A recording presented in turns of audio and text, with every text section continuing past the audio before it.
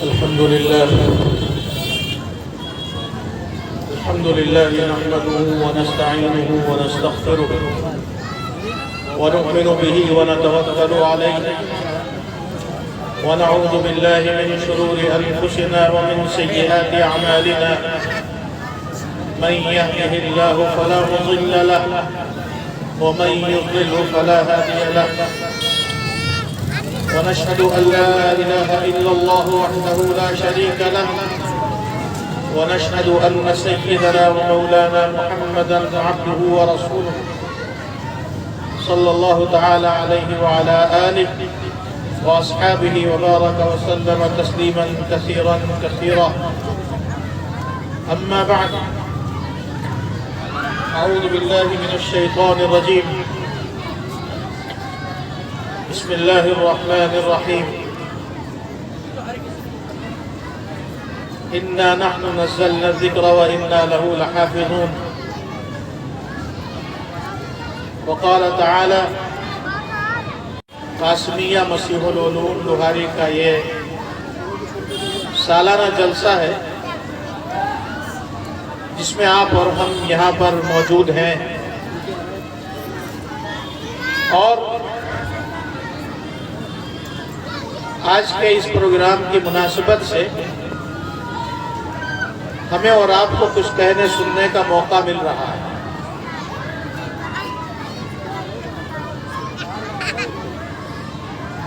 اللہ تبارک و تعالی نے انسان کو دنیا میں بھیج کر کے اس کی ہدایت کے طریقے اور زندگی گزارنے کے طریقے بتلائے ہیں، اور وہ طریقے بتانے کے لیے اللہ تبارک و تعالی نے دو سلسلے قائم فرمائے ہیں۔ ایک سلسلہ ہے آسمان سے نازل ہونے والی کتابیں،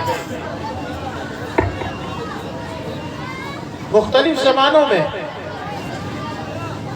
مختلف انبیاء علیہ السلام پر اللہ تبارک و تعالی نے آسمان سے کتابیں نازل فرمائی۔ کچھ چھوٹی کتابیں ہیں، کچھ بڑی کتابیں ہیں۔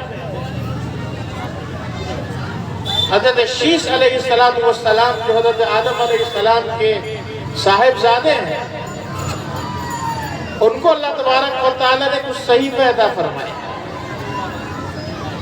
حضرت ابراہیم علیہ السلام کو بھی کچھ صحیفے، کچھ پارے عطا فرمائے، اور حضرت موسیٰ علیہ السلام کو تورات دینے سے پہلے کچھ صحیفے عطا فرمائے۔ ان صحیفوں کی تعداد 100 ہے، اور ان 100 صحیفوں کے علاوہ 4 بڑی کتابیں اللہ تبارک و تعالی نے انسانوں کی ہدایت کے لیے آسمان سے نازل فرمائی ہیں۔ حضرت موسیٰ علیہ السلام کو تورات دی گئی، حضرت داؤد علیہ السلام کو زبور دی گئی، حضرت عیسیٰ علیہ السلام کو انجیل دی گئی، اور آقا نامدار سرکار دو عالم صلی اللہ علیہ وسلم کو قرآن دیا گیا۔ ہر کتاب کے اندر ہر دور کے تقاضے کے مطابق اللہ تعالیٰ نے احکام بیان فرمائے، لیکن وہ کتابیں وہ دنیا میں ہمیشہ کے لیے نہیں آئی تھی۔ ان کتابوں کو اللہ تعالیٰ نے ایک خاص زمانے کے لیے، ایک خاص علاقے کے لیے، ایک خاص قوم کے لیے ایک نازل فرمایا ہے۔ لیکن قرآن کریم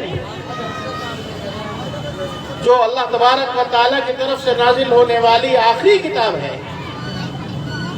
جو آقا نامدار سرکار دو عالم صلی اللہ علیہ وسلم پر نازل کیا گیا، یہ قرآن کریم کسی تھوڑی مدت کے لیے نہیں آیا، کسی خاص جماعت کے لیے نہیں آیا، کسی خاص رنگ والے کے لیے کسی خاص زمانے والے کے لیے نہیں آیا، بلکہ یہ قرآن کریم اللہ تبارک و تعالی نے نازل فرمایا اس وقت تک کے لیے جب تک اس دنیا کو اللہ تعالیٰ قائم رکھنا چاہتے ہیں۔ اسی لیے اللہ تبارک و تعالی نے اس قرآن کریم کی حفاظت کی ذمہ داری اپنے اوپر لی۔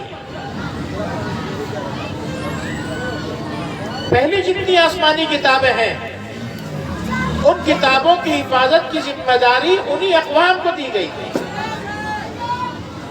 تورات کی ذمہ داری حضرت موسیٰ کے ماننے والوں کو دی تھی کہ اس کتاب کی حفاظت کریں گے۔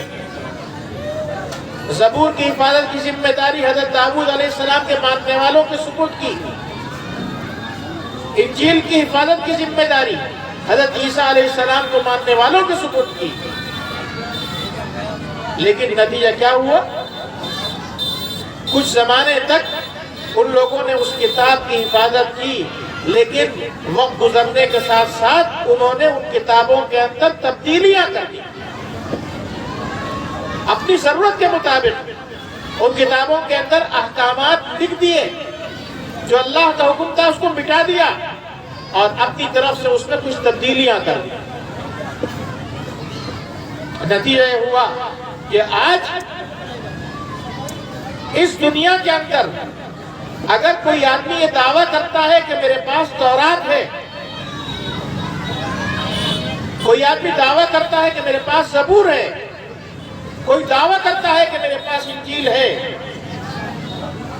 تو ہم یہ بات پورے یقین کے ساتھ کہہ سکتے ہیں کہ وہ کتابیں اس شکل کے اندر نہیں ہے کہ جس شکل کے اندر اللہ تبارک و تعالیٰ نے نازل فرمائی ہے، اس لیے کہ ماننے والوں نے اس میں تبدیلیاں کر دی۔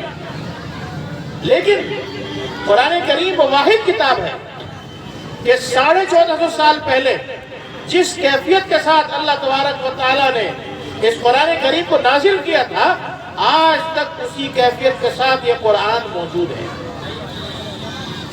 قرآن کی کسی آیت میں کوئی تبدیلی نہیں ہوئی، قرآن کے کسی حرف میں تبدیلی نہیں ہوئی، قرآن کے کسی زبر زیر پیش میں تبدیلی نہیں ہوئی۔ کیوں؟ اس لیے کہ اس کی حفاظت کی ذمہ داری اللہ نے لی ہے۔ ایک بادشاہ گزرے ہیں خلیفہ ہارون رشید، ان کے یہاں ایک معمول تھا، سال میں ایک مرتبہ وہ ہر مذہب کے ماننے والے لوگوں کو بلاتے تھے اور ان کو یہ موقع دیا جاتا تھا کہ وہ آ کر کے اپنے مذہب کی سچائی بیان کریں، اپنے مذہب کی حقیقت بیان کریں۔ جس مذہب کو انہوں نے اختیار کیا اس مذہب کو لوگوں کے سامنے بتلائیں کہ ہمارے مذہب کی خوبیاں کیا ہیں۔ ایک مرتبہ ان کے یہاں وہ مجلس چل رہی تھی، ایک صاحب جو حضرت عیسیٰ علیہ السلام پر ایمان لانے کا دعویٰ کرتے تھے وہ بھی آئے تھے، انہوں نے تقریر کی اور بڑی اچھی تقریر کی۔ مجلس ختم ہونے کے بعد بادشاہ نے ان کو بلایا اور یہ کہا کہ آپ باصلاحیت ہیں، سمجھدار ہیں، اللہ نے آپ کو بولنے کا ملکہ دیا، بولنے کی صلاحیت دی ہے، کیا ہی اچھا ہو کہ آپ مذہب اسلام قبول کر کے مذہب اسلام کی حقانیت دنیا کے سامنے بیان کریں۔ لیکن انہوں نے کہا کہ نہیں، میں عیسائیت پر چلنے والا ہوں، عیسائیت کو نہیں چھوڑ سکتا۔ چنانچہ بادشاہ نے ان کو مجبور نہیں کیا، وہ چلے گئے۔ لیکن اگلے سال وہی مجلس ہوئی، ہر مذہب کے ماننے والے آئے، تو بادشاہ نے دیکھا کہ وہ آدمی جو پچھلے سال عیسائیت کی تبلیغ کرنے کے لیے آیا تھا، آج مذہب اسلام کی تبلیغ کرنے کے لیے موجود ہے، اور مذہب اسلام کی بڑی شاندار ترجمانی کی، مذہب اسلام کی حقانیت کو بیان کیا۔ تقریر ختم ہوئی تو بادشاہ نے پوچھا کہ بھئی میں نے آپ سے درخواست کی تھی مسلمان ہونے کی، آپ نے منع کر دیا تھا، لیکن اب میں دیکھ رہا ہوں کہ آپ مسلمان ہیں، اس کی وجہ کیا ہے؟ تو انہوں نے بتایا کہ جب آپ نے مجھے اسلام قبول کرنے کی دعوت دی اور میں گھر چلا گیا تو میرے ذہن میں ایک بات آئی کہ ابھی تک میں نے صرف اپنے مذہب عیسائیت کا مطالعہ کیا، دوسرے کسی مذہب کو نہیں دیکھا کہ دوسرے مذہب میں کیا ہے۔ اللہ نے مجھے عقل دی ہے تو اس عقل کے ذریعے سوچنا چاہیے کہ کون سا مذہب اچھا ہے، کون سا مذہب اچھا نہیں ہے۔ چنانچہ میں نے ان مذہبوں کو آزمانے کا ارادہ کیا۔ میں نے سب سے پہلے اپنے مذہب کو آزمایا۔ ہماری جو کتاب انجیل ہے، میں نے اس کتاب کو اپنے ہاتھ سے لکھا، میں کاتب ہوں، میں نے بڑے خوبصورت انداز سے اس کتاب کو لکھا، بہت اس کے اندر نقش و نگار بنائے، بیل بوٹے بنائے، لیکن اس کتاب کے اندر جگہ جگہ اپنی طرف سے کچھ باتیں شامل کر دی۔ انجیل کی بات ہٹا کر کے، انجیل کی آیات ہٹا کر کے اپنی طرف سے کچھ باتیں اس میں شامل کر دی، اور اس کو لکھ کر میں اپنے جو پادری تھے چرچ کے اندر، جو عبادت گزار تھے، ان کے پاس لے کر گیا اور ان کو بتلایا کہ یہ میں نے کتاب لکھی ہے۔ انہوں نے اس کتاب کو دیکھا کہ بڑی خوبصورت ہے، اس کو قبول کر کے اپنی لائبریری میں لگا دیا۔ وہ کہتے ہیں کہ مجھے اب دل میں کھٹک پیدا ہوئی، انہوں نے میری کتاب کو دیکھا نہیں، میں نے کیا لکھا ہے، بغیر دیکھے ہوئے اس کو قبول کر لیا۔ اس کا مطلب ہے اس مذہب میں کوئی حقانیت نہیں ہے۔ پھر میں نے تورات کو لیا، تورات کو لکھا اور اس کے اندر بھی اپنی طرف سے کچھ تبدیلیاں کر دی۔ تورات کو لے کر یہودی علماء کے پاس گیا، یہودی علماء نے اس کی ظاہری خوبصورتی دیکھ کر اس کو قبول کیا اور اپنی عبادت گاہ میں لگا دیا۔ مجھے لگا کہ یہ مذہب بھی کام کا نہیں ہے، تو میں نے زبور لی، زبور کو بہت خوبصورت لکھا اور اس کے اندر بھی تبدیلیاں کر دی۔ پھر زبور ماننے والوں کے پاس لے گیا، انہوں نے بھی قبول کر لیا۔ سب سے آخر میں نے قرآن کریم کو لکھا اور بہت خوبصورت بنا کر کے لکھا، لیکن اس میں بھی اپنی طرف سے کچھ آیتیں بدل ڈالی۔ اور اس کے بعد میں مساجد میں گیا، مدارس میں گیا، مسلمانوں کے علماء کے پاس گیا، لیکن سب نے دیکھا کہ اس قرآن کے اندر تبدیلی ہے، کسی نے اس کو قبول نہیں کیا۔ میں سمجھ گیا کہ یہی والا مذہب جو ہے حق ہو سکتا ہے، دوسرے مذاہب حق نہیں ہے، لہذا میں نے مذہب اسلام قبول کر لیا۔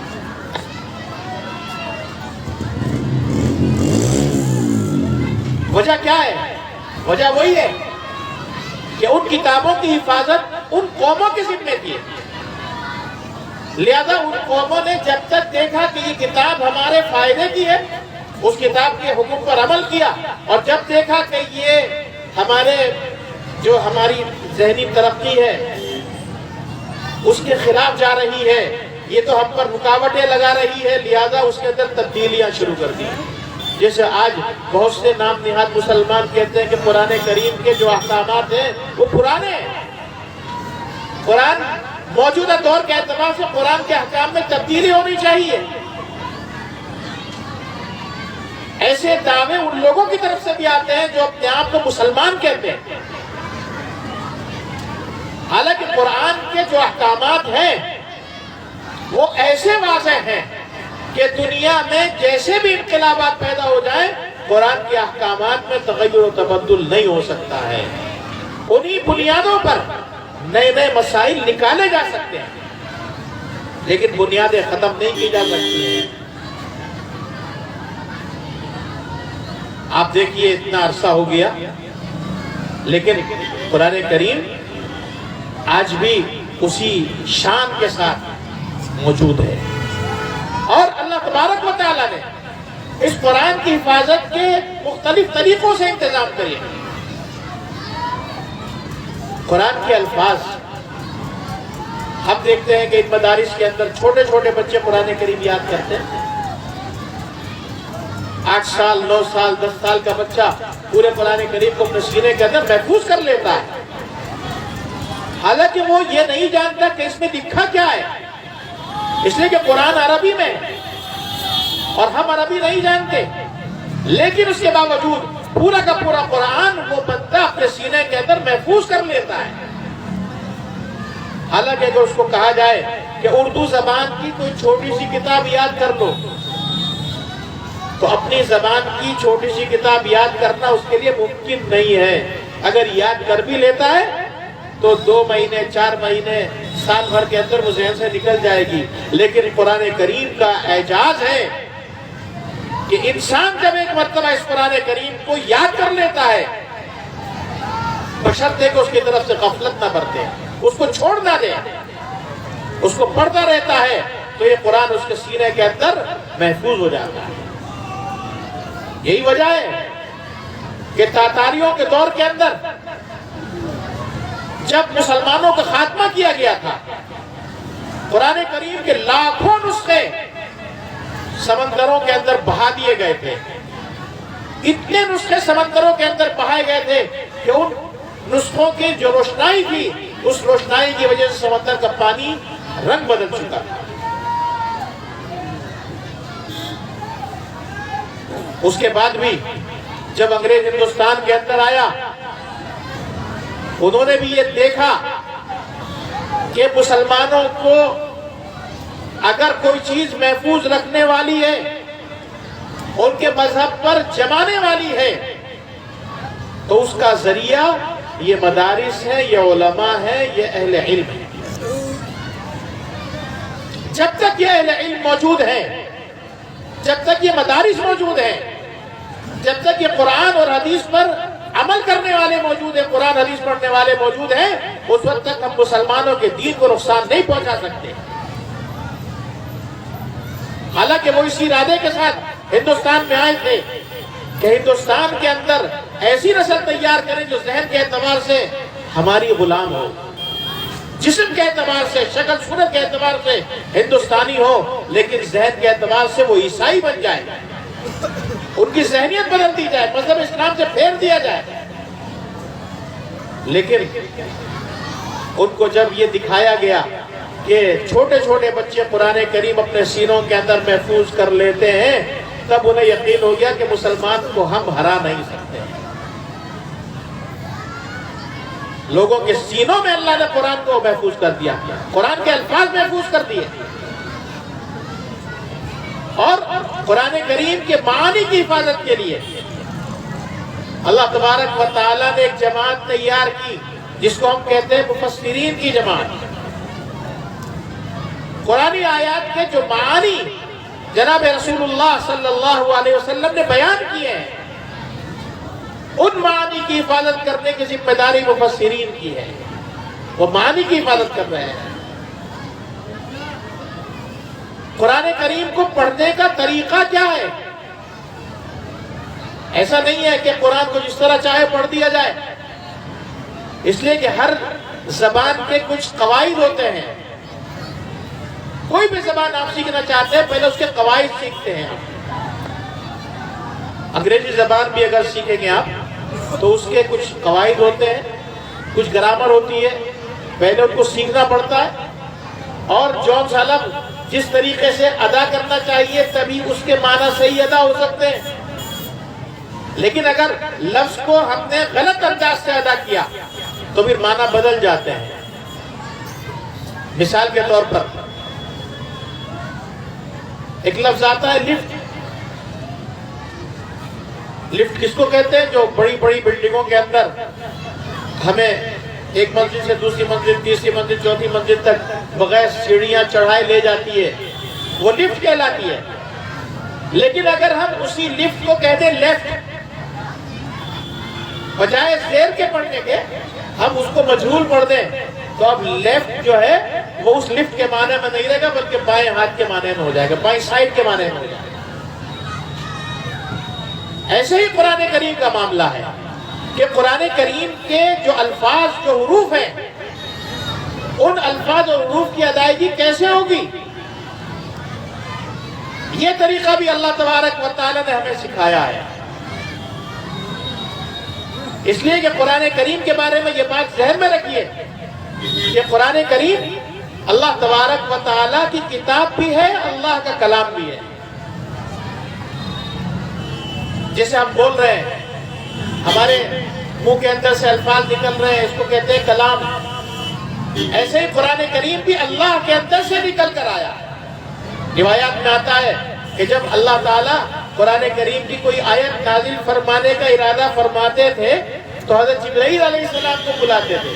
حضرت جبرائیل فرشتے ہیں، انہی کے ذریعے پورا قرآن حضور اکرم صلی اللہ علیہ وسلم تک آیا۔ اللہ تعالیٰ ان کو وہ آیت پڑھ کر سناتے تھے کہ اس آیت کو ایسے پڑھنا ہے۔ حضرت جبرائیل وہ آیت حضور کے پاس آ کر پڑھ کر سناتے تھے۔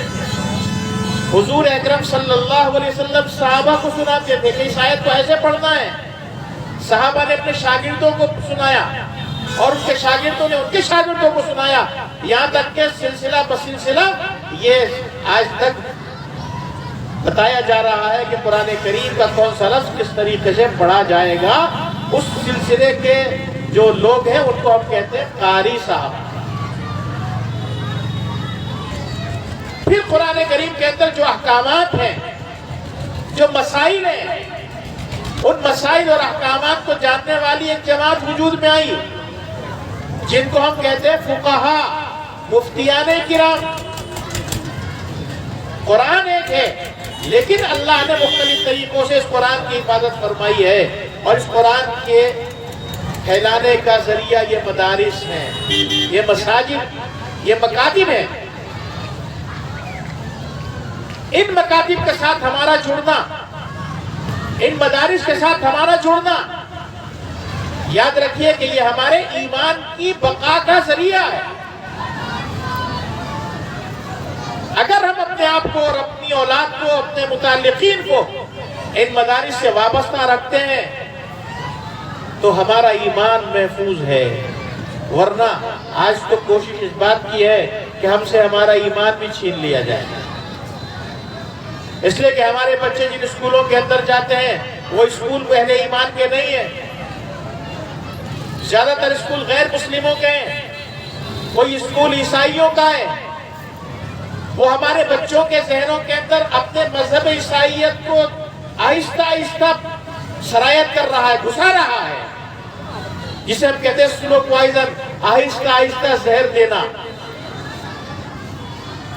اپنے مذہب کی تعلیمات ان کو دے رہے ہیں عیسائی اسکول، اور ہمارے برادران وطن کے جو اسکول ہیں ان اسکولوں کے اندر ہمارے بچوں کے ذہنوں کے اندر شرک اور بت پرستی گھسائی جا رہی ہے۔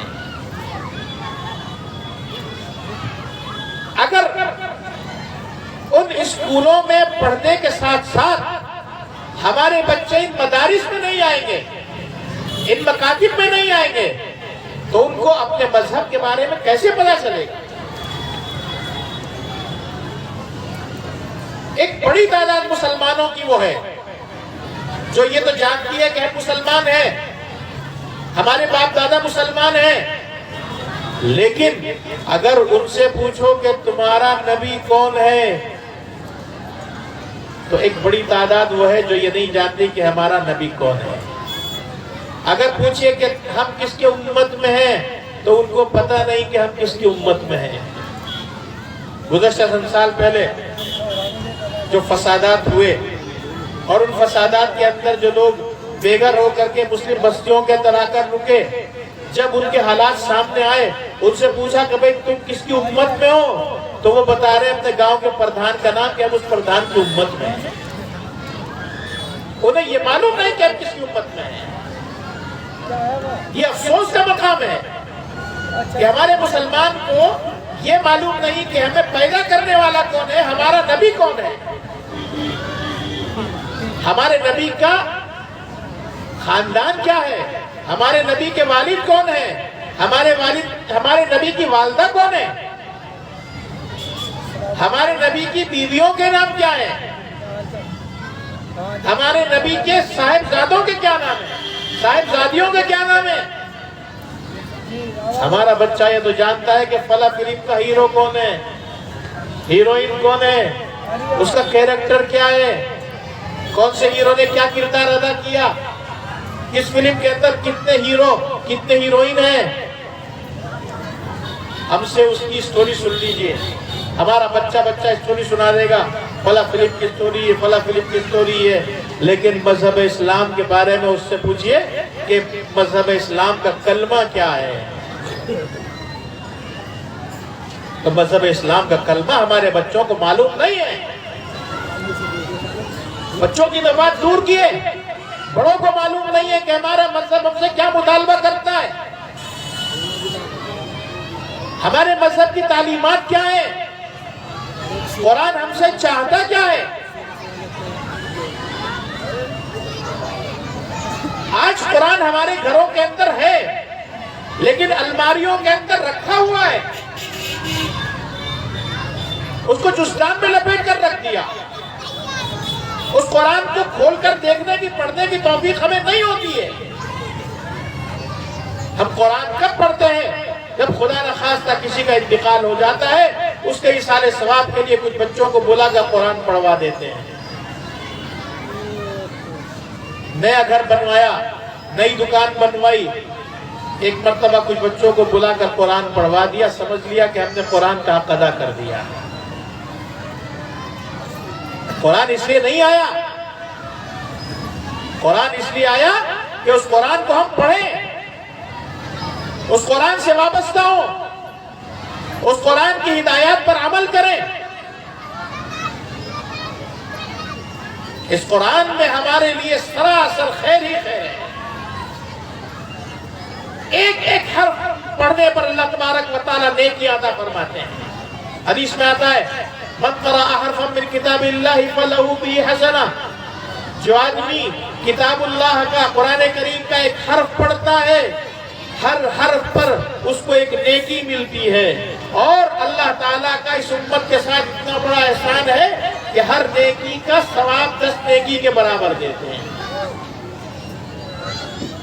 ایک حرف پڑھنے پر 10 نیکی ہمارے اعمال نامے میں لکھی جا رہی ہیں.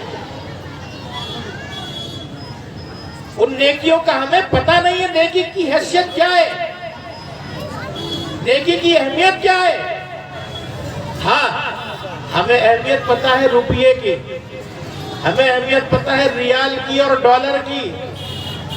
اگر اللہ کے نبی فرماتے تھے جو آدمی قرآن کا ایک حرف پڑھے گا اس کو 10 روپے ملیں گے، اس کو 10 ریال ملیں گے، تو ہر مسلمان اس قرآن کی طرف دوڑتا کہ ہر حرف پر 10 روپے ہمیں ملنے والے ہیں. اس لیے کہ پتہ ہے کہ 10 روپے ہر حرف پر ملیں گے تو اتنے لاکھوں حروف قرآن کریم کے اندر ہیں تو ہمارے پاس تو ڈھیر لگ جائیں گے دولت کے، اور اس دولت کے ذریعے ہم اپنی ضرورتیں پوری کریں گے. لیکن یاد رکھیے کہ جس طرح دنیا کے اندر ہماری ضرورت روپیہ اور پیسے سے پوری ہوتی ہے، ڈالر سے، درہم سے، دینار سے، ریال سے پوری ہوتی ہے، ایسے ہی آخرت کی کرنسی ہے نیکی. ہم جو نماز پڑھ رہے ہیں اس کی اہمیت ہمیں یہاں پتہ نہیں چل رہی، آخرت میں پتہ چلے گی. ہم جو روزہ رکھ رہے ہیں، ہم جو زکوٰۃ دے رہے ہیں، ہم جو پیسہ مدرسوں کے اندر خرچ کر رہے ہیں، ہم جو بھی نیک کام کر رہے ہیں اس پر جو کچھ ہمیں اجر مل رہا ہے اس کی اہمیت ہمیں آخرت میں پتہ چلے گی. حدیث میں آتا ہے ایک شخص انتقال کے بعد اللہ کی بارگاہ میں جائے گا، اللہ اس کا حساب لیں گے. اب اس کے رجسٹر میں ساری نیکیاں ہی نیکیاں. ہمارے دائیں اور بائیں فرشتے بیٹھے رہتے ہیں ہر وقت، ہم جو بھی کام کرتے ہیں وہ لکھتے رہتے ہیں. اچھا کام کریں وہ بھی لکھا جائے گا، برا کام کریں وہ بھی لکھا جائے گا، اور قیامت کے دن پورا کچا چٹا ہمارے سامنے آ جائے گا. تو اللہ تبارک و تعالیٰ کے سامنے وہ پیش ہوگا، اس کی نیکیاں ہی نیکیاں ہوں گی، ایک نیکی کی کمی ہوگی. اللہ فرمائیں گے ایک نیکی لے کر کے آجا، ہم تیری نجات کر دیں گے. وہ سوچے گا ایک نیکی کی بات ہے، یہاں تو میرے سارے خاندان والے موجود ہیں. اپنے والد صاحب کے پاس جائے گا، والد صاحب سے کہے گا والد صاحب آپ کا میرا دنیا میں دیکھے کتنا تعلق تھا، آپ اس سے محبت کرتے تھے، میری پریشانی پر آپ بے چین بے قرار ہو جاتے تھے، بس ایک چھوٹا سا کام ہے، ایک نیکی دے دیجئے، میرا معاملہ اٹکا ہوا ہے، ایک نیکی آپ دے دیں گے میری نجات ہو جائے گی۔ ابا کہیں گے نہیں بھائی سوری آج نہیں، نیکی کی تو مجھے بھی ضرورت ہے، میں تجھے دوں گا تو میرا کیا ہوگا؟ اماں کے پاس جائے گا، اماں منع کر دے گی، بیگم کے پاس جائے گا، اس کو بتلائے گا کہ دیکھ تیری وجہ سے میں نے پورے خاندان سے جھگڑا بول لے لیا تھا، میں ماں باپ کو بھی چھوڑ کر الگ ہو گیا تھا، بہن بھائیوں کو بھی چھوڑ دیا تھا، پورے خاندان سے تیری رضا کے لیے میں نے علیحدگی اختیار کر لی تھی، بس ایک نیکی دے دے۔ وہ کہے گی نہیں سوری آج نہیں، ہر آدمی منع کر دے گا۔ یوم یفر المرء من اخیہ وامہ وابیہ وصاحبتہ وبنیہ، جس دن انسان بھاگے گا اپنے بھائی کو دیکھ کر، اپنی ماں کو دیکھ کر کے، اپنے بھائی کو دیکھ کر کے، اپنی بیوی کو دیکھ کر کے، کیوں کہ مجھ سے نیکی نہ مانگ لے۔ کہے کا سوال ہے ایک نیکی کا، لیکن پورے خاندان میں کوئی نہیں دے رہا ہے نیکی، یہ پریشان بے چین نا امید ہو گیا۔ ایک کنارے میں ایک صاحب بیٹھے ہیں، وہ اس کو بلائیں گے بھائی ادھر آ، کیا بات ہے کیوں پریشان ہے؟ کہے گا کہ اللہ تعالیٰ کیا میرا مقدمہ پیش ہوا، میرے رجسٹروں میں نیکیاں ہی نیکیاں ہیں، صرف ایک نیکی کی کمی ہے، اللہ کہتے ہیں اگر ایک نیکی لائے گا تجھے نجات دوں گا ورنہ نہیں۔ اچھا تیرے پاس ایک نیکی کی کمی ہے، تیری نجات نہیں ہو رہی، میرے تو پلے میں نیکی ہی ایک ہے، میرے سارے رئیسے گناہوں سے بھرے ہوئے ہیں، تو جب تیری نجات نہیں ہو رہی ہے ایک نیکی کی کمی کی وجہ سے، میرے پاس تو ایک نیکی ہے، میری نجات کیسی ہوگی؟ ایسا کر تو اپنا کام چلا ہے، وہ اپنی نیکی دے دے۔ اللہ جانتے ہیں کیا ہو رہا ہے،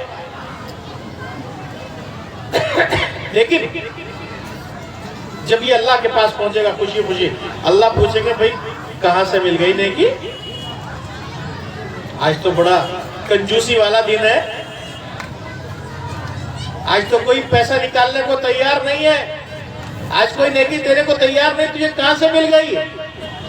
وہ پوری کہانی سنائے گا اور کہے گا بس آخر میں ایک آدمی مل گیا تھا، اس نے مجھے دے دی ترس کھا کر کے کہ بھئی میرے پاس تو نیکی ہی ایک ہے۔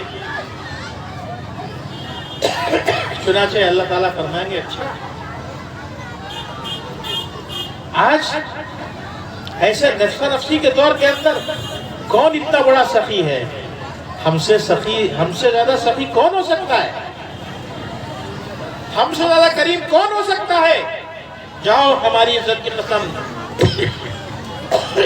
ہم نے تمہیں بھی بخش دیا، اس نے بھی بخش دیا۔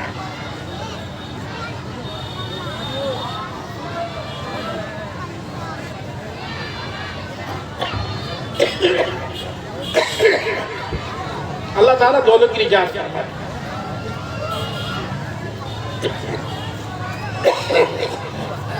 تو نیکی بڑی اہم چیز ہے۔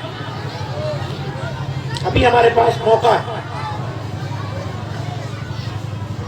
ابھی ہمارا سانس چل رہا ہے، نہ جانے کب ہمارے سانس کی ڈور ٹوٹ جائے، پھر ہمارا رجسٹر بند ہو جائے گا، اس کے اندر کوئی نیکی لکھی نہیں جائے گی، کوئی برائی لکھی نہیں جائے گی، اور نیکیاں کمانے کا سیدھا نعرہ ہے رمضان کا مہینہ ہے جس میں اللہ تبارک و تعالی ہماری عبادات کی قیمت بڑھا دیتے ہیں۔ عام دنوں کے اندر جتنا ثواب اللہ تعالیٰ عبادت کرنے پر دیتے ہیں، رمضان کے مہینے میں اس پر 70 گنا اضافہ کر دیتے ہیں۔ عام دنوں میں ایک فرض کا جو ثواب عام دنوں کے اندر جب انسان 70 فرض پڑھتا ہے، اس کو جتنا ثواب ملتا ہے رمضان کے مہینے میں ایک فرض پڑھنے پر اللہ تعالیٰ اتنا ثواب عطا فرماتے ہیں۔ ہر عبادت کا ثواب 70 گنا ہو جاتا ہے۔